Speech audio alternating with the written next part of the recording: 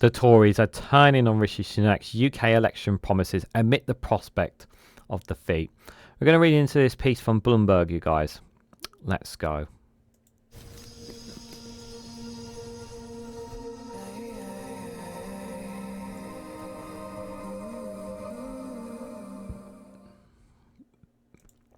Good morning, good afternoon, good evening, wherever you are in the world. This is Reganelite here with an article from Bloomberg with the headline of "The Tories are turning on Rishi Sunak's UK election promise amid the prospect of defeat." The Premier unveils a suite of tax cuts in the Tory election manifesto, with the Tories trailing Starmer's Labour by more than 20 points. Guys, while you're here, make sure you hit the like button and share this across social media so others are notified of this video. So I will have by the time you guys see this video, I will be looking at the Conservative manifesto in a bit more detail. I'm probably not going to read it from word to word, but I'll have a look at it a bit more in detail. But obviously, I wanted to do a separate video anyway, just to kind of get some Greece can get some kind of reaction from what people are kind of thinking.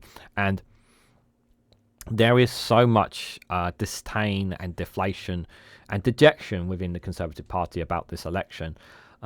It's quite crazy to think that the how low that they have gone, and it really does speak a lot of volumes about how people feel about the Conservative Party. There's a great deal of people who just feel that they just cannot trust or put their cast their vote towards the Conservatives because of just how many problems that they've had. And this general election was called absolute blinder. It was an absolute blinder. Like, people were not ready for it. Like, people were not ready for this. Like, no one was ready for this. And then what I mean by that is within the Conservative Party, it was just kind of thrown in there. And this manifesto was kind of thrown together as well, within a desperate attempt to make it look like that they're going to change the country for the better. And it's just like, people weren't buying it. And people within the Conservative Party, they're looking, like a lot of people within the Conservative Party who are looking to take over or play a more vital role. They're too busy thinking about what's going to happen after the election, when some of them are actually on the verge of going to lose their seat because of how bad things are going. And some of them are desperately trying to fight in their local constituencies for everything they possibly can. Like, really fighting hard. And they've been taking their constituencies for granted. And, yeah, it's really not looking good for Rishi Sunak. Now, there was obviously that prospect of him potentially walking out as well, and I don't think that was going to happen. But when you look at just how people are generally, the feeling of how people are, and the reactions of how some Conservative MPs and politicians are, the defending of Sunak is just near to next impossible for them. And it's just, there is that saying of it's time for change from Labour, but yeah, we need change, but is Labour really what people want? Anyways, let's read a bit more into what Bloomberg have said here, guys. So, Conservatives on the left and right of the UK's ruling party lashed out against the Prime Minister Rishi Sunak's manifesto, saying there's little prospect of the electoral offer will shift opinion polls showing Keir Starmer's Labour's set for power in next month's election. Sunak on Tuesday sought to cast the July the 4th vote as a choice between a Tory party offering 5 different tax cuts, another 2 percentage points on the national insurance payroll tax, plus breaks for the self-employed pensioners and parents and first-time property buyers, with a Labour opposition claiming that he would raise taxes. Yeah, this is the thing. Like, Labour are going to raise taxes. It's just a case of where they're going to raise them. They are going to raise taxes of some sort.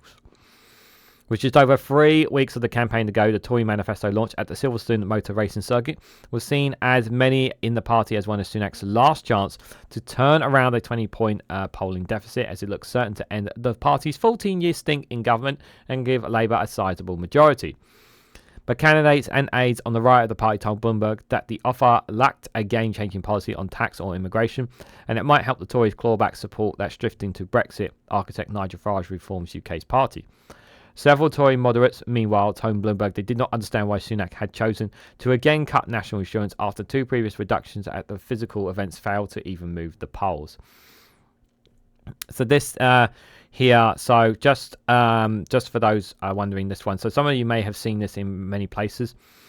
So this sources is from Delta Poll, Ipsos, More in Common, Optimum, People Polling, Redfield and Walton, Savannah, Salvation, Tech UK, YouGov, We Think.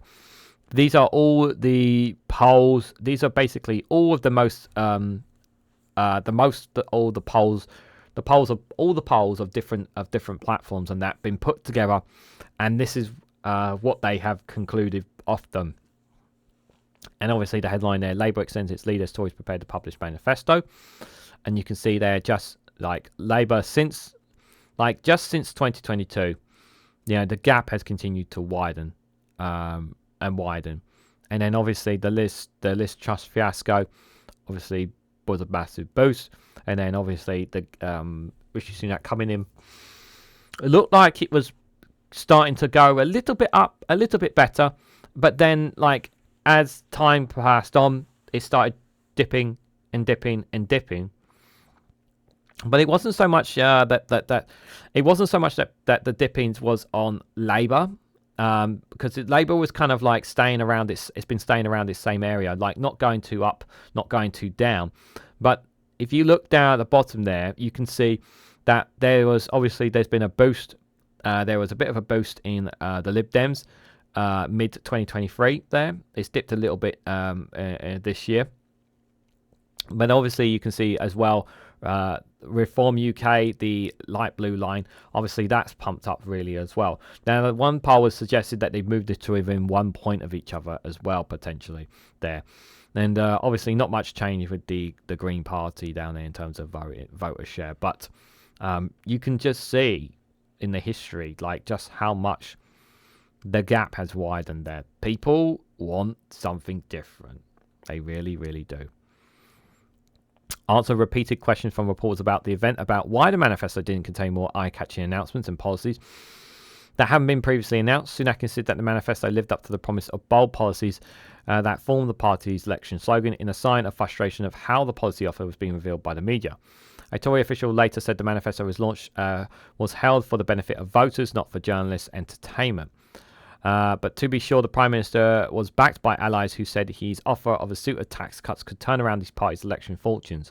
Sunak's team believe that as polling day approaches, more voters will be won over by the promise of tax cuts. Undoubtedly, this will have an impact, Cabinet Minister Michael Gove told Bloomberg at the event. This is the same Michael Gove who is not standing. He's not standing! As we move closer towards election day, I'm confident that the people comparing our tax cutting approach and Labour's tax rising approach will back Rishi Sunak, he said. The party's manifesto costing show tax rises rising to £17.2 billion a year by 2029-2030 for a total over 5 years of £61.9 billion. Sunak's aide said a new announcement aimed at reducing taxes for self-employed people would shore up votes among a group of typical conservative-minded sole traders, often characterised in Britain's tabloid newspapers as white van man. So there's some of the key policies in the manifesto if you want to have a quick gander there. Yet outside the Premier's intimate team, there was little sign of enthusiasm within the Tories. One minister saw a risk of a meddling offer based around a series of individual, relatively small tax cuts that would leave right-wing voters unhappy and tempted by reform, while also not doing enough to win over swing voters who could move to Labour and the Liberal Democrats. Undecided voters are turning their backs on Sunak's Tories, polling published by Bloomberg on Monday found. Tory lawmakers on the right of the party have warned Sunak to pledge to cut inheritance tax, something the Premier had considered on multiple occasions since taking office, but ultimately decided against doing. He would have loved to have cut the levy, an aide said, but had decided to prioritise other tax cuts instead. The Premier would only draw tax cuts in a responsible way, the aide added, trying to draw a distinction with his predecessor Liz Truss, whose underfunding tax cuts rolled markets. A late move by some cabinet ministers to add more eye-catching tax cuts to the manifesto was rejected by Sunak. Right-wingers have also demanded Sunak make an explicit threat to leave the European Convention on Human Rights, which they blamed for the government's failure to address the irregular migration faced with a revolt by moderators if he did, and the manifesto only pledged to commit to working with allies abroad to change international laws on asylum and to hold a summit on the subject with other world leaders. Others were angry at what they saw as a lack of ambition in the manifesto. A Tory aide described it as woeful and embarrassing to be associated with. Sunak is also facing question from economics over the credibility of the costing plans announced by the costings document published by the Conservative Party alongside the manifesto. The manifesto looks more likely to lead to higher borrowing, not lower, as it asserts, according to analysis by Bloomberg's economics.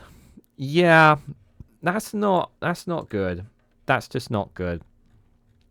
You know, when you've got, they launched this, right? They launched this manifesto, right?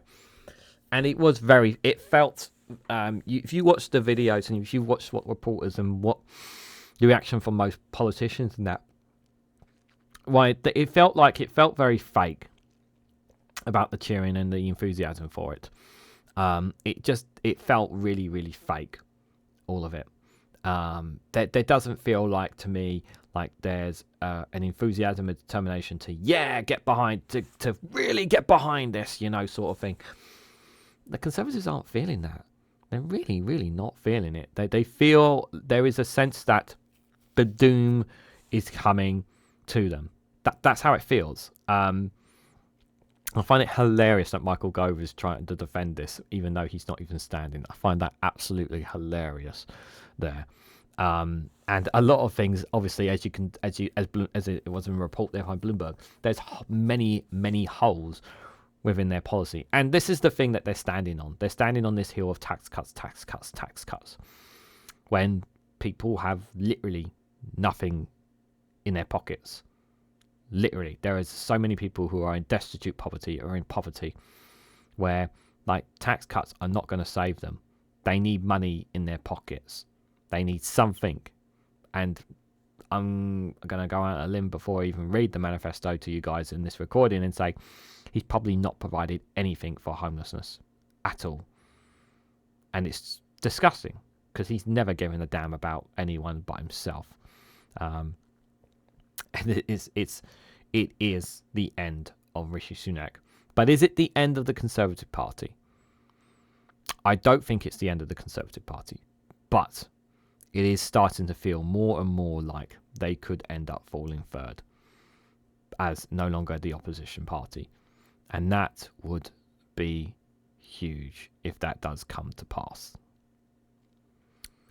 But what do you guys think? What do you guys make of the turmoil that is taking place within the Conservative Party? What do you guys who have read it think of the Conservative Manifesto? What do you guys think of the chaos around Sunak? Does he absolutely know what he's doing? Should he just resign now before it's all too late? Let me know your thoughts and more about this all in the comment section down below. If you found this video informative, please hit the like button. We greatly appreciate it. Share it across social media so others are notified of this video. And subscribe, because it really does help support the channel. And if you want to go one step further, financially support me in the work that I do here, you can do so by becoming a YouTube member for as little as 99p, or join me on Rumble or Patreon for exclusive content on those platforms. So thank you all so much for watching. I hope to catch you all very, very soon.